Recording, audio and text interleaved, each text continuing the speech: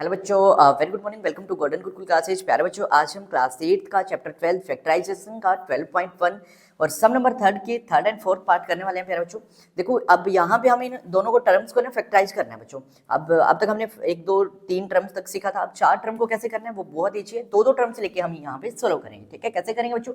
अब यहाँ पर देखो, थर्ड सम में x यहाँ भी है, यहाँ भी है बच्चों, तो दोनों को हम कॉमन कर सकते हैं, कॉमन ले सकते हैं। तो x को हमने बाहर रखा, अंदर की साइड हमारा यहाँ पर a बचता है बच्चों प्लस, और यहाँ पर हमारा b बचता है। ठीक है, तो ऐसा हम लिख सकते हैं।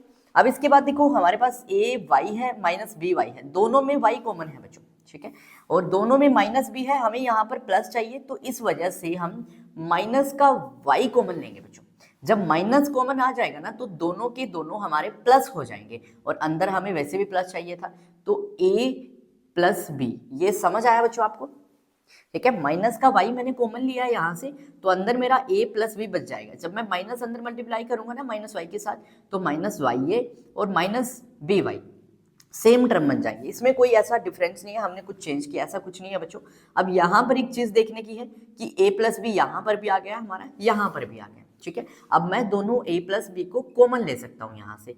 अब जब मैंने a प्लस बी को दोनों में से बाहर रखा, तो इस प्लेस पर तो हमारा x बच गया है बच्चों, बीच में साइन माइनस का है, और यहाँ पर हमारा y बच गया है। बस इस तरीके से इसको फैक्टराइज करना है बच्चों। ठीक है, होप अच्छे से समझ आ रहा होगा। अब देखो फोर्थ पार्ट है बच्चों, यहाँ पे ना थोड़ा सा इनमें चेंज करना पड़ेगा हमें इनको। ठीक है, कैसे? जैसे 15p क्यू है बच्चों। ठीक है, 15p क्यू है, तो मैं प्लस का जो 9 क्यू है वो इसके साथ अरेंज कर देता हूँ। ठीक है, अब जो अब इसके बाद 25p है, उसको मैं ऐसे ही लिख देता हूँ, और जो 15 है प्लस ऐसे कर देता हूँ। देखो, हम चाहे 2 + 3 करें बच्चों, ठीक है, वो भी 5 होगा, चाहे 3 + 2 करें बच्चों, वो भी 5 ही रहेगा। ठीक है, तो प्लस में कोई ऐसा डिफरेंस तो नहीं आएगा, बस इसको अरेंज किया हमने ताकि हम इसको ना एक राइट वे में फैक्टराइज कर पाए बच्चों। अब 15p क्या हुआ है, 15 का हम फैक्टराइज करेंगे तो हमारे पास क्या आता है, 3 5 जा 15, 5 1 जा 5 बच्चों। ठीक है, अब 3 5 आता है, p क्या को क्या लिख सकता हूँ बच्चों, p क्या। अब यहाँ पे मैं इसको करके दिखाता हूँ बच्चों, 15p क्या, दो हम टर्म लेंगे बच्चों। 15p क्या को मैं लिख सकता हूँ 3 × 5 × p × क्या बच्चों। ठीक है, 9 क्या को क्या लिख सकता हूँ, 9 क्या को मैं लिख सकता हूँ 3 × 3, क्योंकि 3 3 जा 9, और मल्टीप्लाई क्या हो बच्चों। अब 3 यहाँ भी है, यहाँ भी है, क्या हो यहाँ भी है, यहाँ भी है। ठीक है, और तो इसमें कुछ भी कॉमन नहीं आ रहा हमारा, है ना। तो यानी कि दोनों में जब हमने देखा, तो हमारा जो CF बना वो 3 क्या बना, यानी कॉमन फैक्टर बच्चों।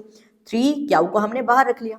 ठीक है, अब 15p क्या में से अंदर क्या बचा बच्चों, 5p, तो 5p को हमने अंदर रख लिया।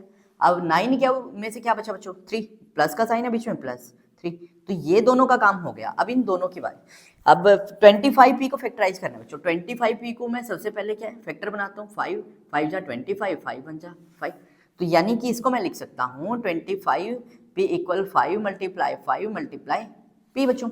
और 15 को मैंने बनाया था अभी, 15 को मैं लिख सकता हूँ 3 × 5, तो दोनों में कॉमन क्या बच्चों, 5, और तो कुछ भी कॉमन नहीं है। तो जब दोनों में 5 कॉमन है, तो हमने 5 को बाहर रखा, तो अंदर क्या बचा बच्चों, 5p, तो हमने अंदर 5p रख लिया। अब यहाँ से क्या बचा बच्चों, प्लस साइन है बीच में, 3 बच्चों।